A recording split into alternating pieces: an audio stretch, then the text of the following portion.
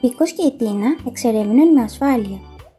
Μια μέρα, ο Πίκος και η αδελφή του η Τίνα αποφάσισαν να εξερευνήσουν μια νέα περιοχή του δάσους που δεν είχαν επισκεφτεί ποτέ.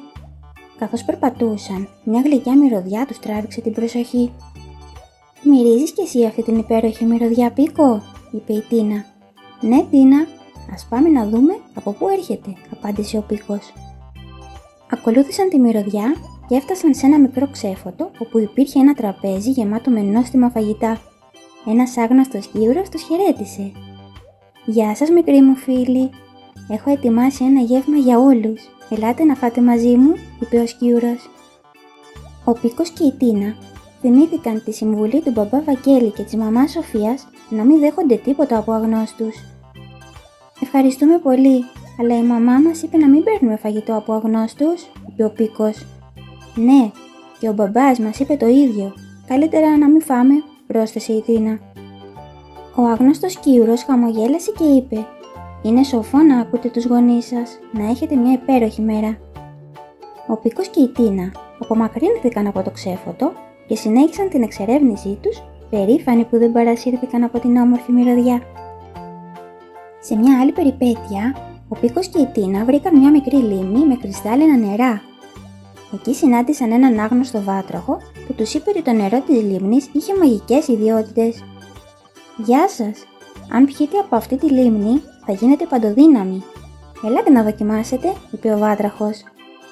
Η Τίνα κοίταξε τον Πίκο και του ψιθύρισε. «Μην ξεχνάς τη συμβουλή της μαμάς.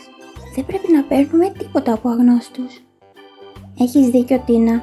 Ευχαριστούμε, κύριε βάτραχε, αλλά δεν θα πιούμε νερό από αυτή τη λίμνη», είπε ο Πίκος. Ο βάτραχος χαμογέλασε και είπε: «Καλά κάνετε που είστε προσεκτικοί. Να συνεχίσετε πάντα έτσι». Ο Πίκος και η Τίνα συνέχισαν την περιπέτειά τους, μαθαίνοντας να είναι πάντα προσεκτικοί και να μην εμπιστεύονται εύκολα αγνώστους. Μια νύχτα, ο Πίκος και η Τίνα αποφάσισαν να μείνουν ξύπνοι για να δουν τα αστέρια. Καθώς κάθονταν σε ένα ξέφωτο και θαύμαζαν τον ουρανό, ένας φωτεινός γρίλος πετάχτηκε μπροστά τους. «Γεια σας, φίλοι! Θέλετε να σας δείξω τα μαγικά αστέρια από κοντά?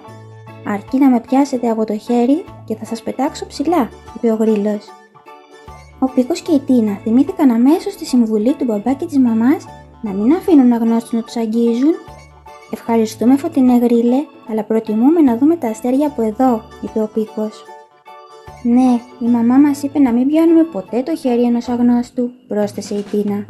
Ο γρίλος χαμογέλασε και απάντησε: «Είναι πολύ σωστό αυτό που κάνετε. Να είστε πάντα προσεκτικοί και να ακολουθείτε τις συμβουλές των γονέων σας». Ο Πίκος και η Τίνα απολάμβαναν την ασφάλεια που ένιωθαν γνωρίζοντας ότι ήταν προσεκτικοί. Αυτές οι περιπέτειες δίδαξαν στον Πίκο και την Τίνα τη σημασία του να είναι προσεκτικοί και να μην αφήνουν αγνώστους να τους αγγίζουν. Η σοφία και η προσοχή τους κρατούσαν πάντα ασφαλείς και οι ιστορίες τους έγιναν παραδείγματα προς όλους. Και έζησαν αυτοί καλά και εμείς καλύτερα, με τον Πίκο και την Τίνα να απολαμβάνουν τις περιπέτειές τους πάντα με ασφάλεια και χαρά. Ο Πίκος και η Τίνα με προσοχή προχωρούν σε κάθε βήμα και κάθε νέα περιπέτεια τους γεμίζει ευτυχία. Τις συμβουλές των γονέων τους κρατούν σαν φως και σε κάθε περιπέτεια συνεχίζουν χωρίς φόβο εμπρός. Μυρωδιές τους καλούν, αλλά προσέχουν πολύ. Δεν παίρνουν τίποτα από αγνώστους, ούτε μια μπουκιά, ούτε μια στιγμή.